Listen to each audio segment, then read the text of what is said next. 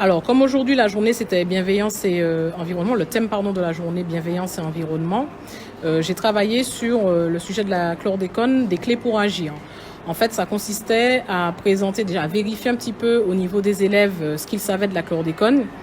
ensuite à faire le point justement sur ce pesticide qui a été utilisé,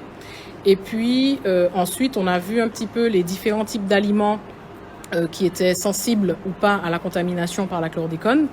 Et puis ensuite, on a vu un petit peu les solutions pour justement éviter cette contamination, cette exposition à la chlordécone des populations. Donc, ils aient des clés justement pour limiter cette exposition. Voilà, c'était le but de mon intervention ce matin.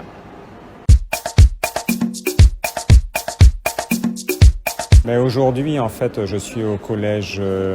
Robert III et je suis venu, en fait, dans le cadre de la Semaine de la Bienveillance pour donner une conférence autour du changement climatique pour des jeunes, donc je crois des élèves d'une classe de 5e.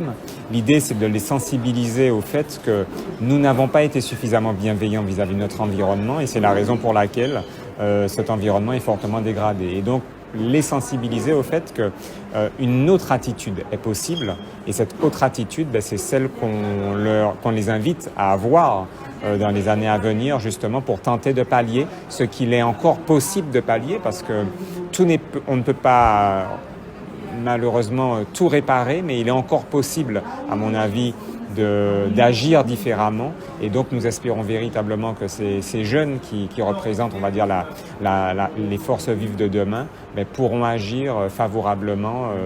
pour que notre environnement soit meilleur, que notre société soit moins dégradée et de façon générale que,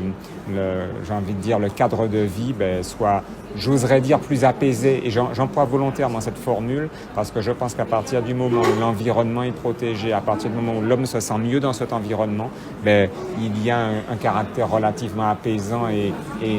j'ai envie de dire bienveillant et résilient qui va envelopper les populations et donc la société.